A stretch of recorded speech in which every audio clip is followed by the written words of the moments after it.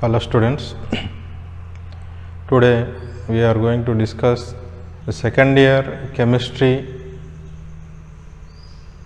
the first chapter, solid state.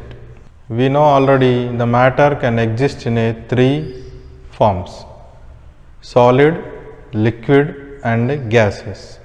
So these three forms of matter can be existed on the basis of the intermolecular or interionic or interatomic, so that are known as constituent particles. So the forces between the intermolecules and the thermal energy. So these two parameters will develop the matter. If the intermolecular forces are very low and the thermal energy is very high, that form of matter is known as a gaseous state.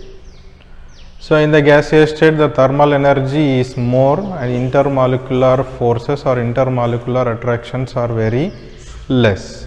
Due to higher thermal energy, all the molecules move randomly in any of the direction very fast, and intermolecular forces are very less, so the atoms or the molecules or the constituent particles are arranged or very far away. And the second form of matter is liquid. So this form of matter is appeared by the intermolecular forces and the thermal energy is almost equal, not exactly, which is almost equal. So due to the almost equal nature of thermal energy and intermolecular forces, the molecule move randomly in all directions by slow motions. When compared to the gaseous molecules or gaseous particles, the liquid particles can move very slowly. And due to intermolecular forces are also very low, so the molecules are separated by a small distance. And the third form of matter is named as solid matter, so which is formed by the intermolecular forces or attractions are very high and the thermal energy is very low. So due to very low thermal energy, the molecules cannot move randomly in all possible directions, and due to the higher intermolecular attractions, the molecules or the constituent particles are arranged very nearer to each other, and which gives a particular shape and which gives a particular mass. What are the particular parameters or particular properties of solid matters? So moving to the general characteristics of solids. So the first one, all the solid have definite mass, volume and the shape. So any solid matter that has a definite shape and that has a definite volume and that has a definite mass. And the interatomic or molecular or ionic. So these are named as a constituent particles. So the distance between the constituent particles is very short. So due to the shortest distance of constituent particles, all the particles are very nearer to one and each other. And then constituent particle forces. So the attraction forces between the constituent particles are very strong. So due to the strong attraction forces, the molecules are bind very nearer, or which can form as a matter solids. And the constituent particles have fixed position and can oscillate about their mean position only. So due to the low thermal energy, the oscillations are limited to its mean position of the constituent particles only. And the last one, generally these are incompressible and rigid. So if you apply a large and larger pressure on the solid matter, the shape and the volume or the mass may not be changes by applying pressure. So that is indicated as incompressible. So due to the incompressibility, all the solid matters appears as a rigid in nature. And then moving into the types of solid matter. So this division is based on the regular arrangement of constant particles which are repeated by entire solid or crystal. So generally the solids are divided into two categories. First one is called crystalline and the second one is named as a amorphous. So this division is basis on the arrangement of constant particles in the crystal.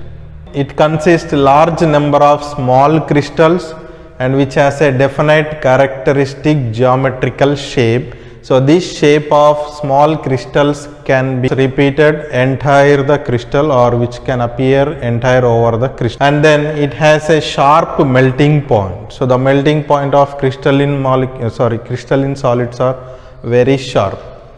And it has a long range order. So that indicates what is long range order? That indicates the constant particles arrangement. The regular pattern of constant particles arrangement is a very long and which appears around the crystal anywhere. And these are named as a true solids. The examples we can say we can known as quartz and diamond. So this is about the crystalline solids. And then the second one, amorphous. So in amorphous, the Greek meaning is no form. So that indicates there is no definite form or there is no definite arrangement of constituent particles over entire crystal. So that indicates it has no orderly arrangement of constituent particles.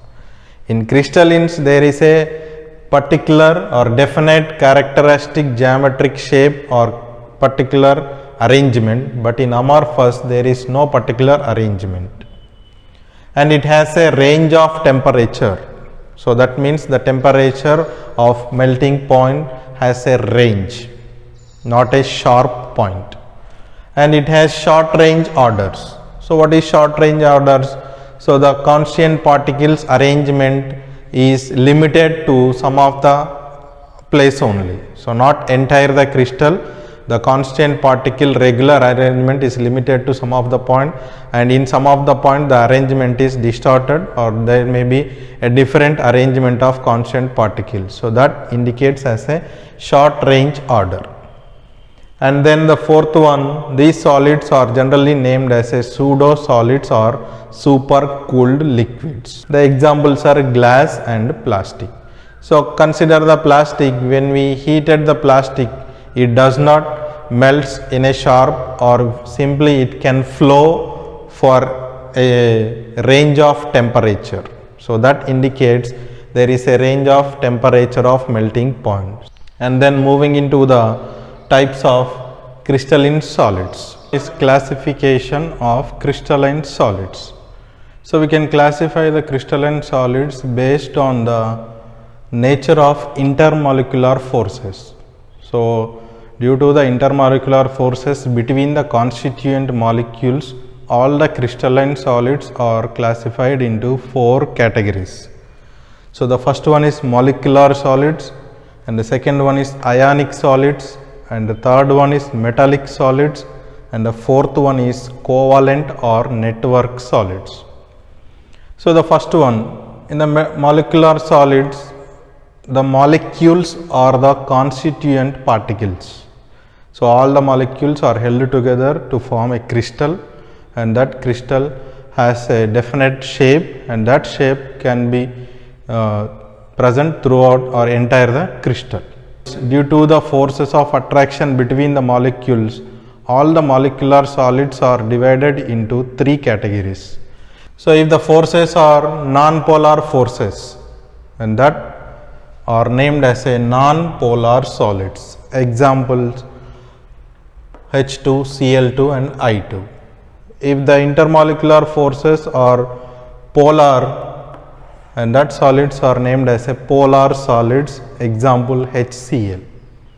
If the intermolecular forces are hydrogen bond. So if the two or more the molecules are held together by an hydrogen bond, and that type of molecules are said, or molecular solids are named as a hydrogen bonded molecular solids. The best example for hydrogen bonded molecular solid is water ice, in the form of ice. And the second one, ionic solids. So in ionic solids, the constituent particles are ions. So all the ions, we know that there are two ions, which is one is called positive cation, and the second one has a negative charge, which is known as an anion. There is an attraction or force of attraction between two opposite charges. So due to the force of attraction, the crystal forms, and such type of crystals or solids are named as a ionic solids. So the best example is sodium chloride or cesium chloride. Sodium chloride is known as a ionic crystal, and the cesium chloride is also known as a ionic crystal. And the third one, metallic solids. So in this metallic solids, the free electrons are constituent particles. So the free electrons are constituent particles, and generally the metals are defined as the orderly collection of positive ions which are held together by a sea of free electrons. In these metallic solids, the free electrons are the constituent particles, and due to the presence of free electrons which can move easily, so all the metallic solids can act as a conductors. And the last one, the covalent or network solids. In this type of solids, the atoms are the constituent particles. So all the atoms are bonded or held together by a simple covalent bond to form a giant molecule. So generally all the covalent bonded solids are generally known as a giant molecules, and due to the presence of a stronger covalent bond between the atoms, the molecules or the solids are very hard and brittle in nature. So due to the presence of strong covalent bond, the melting point is also very high for this type of solids. So the best examples for covalent or network solids is a diamond.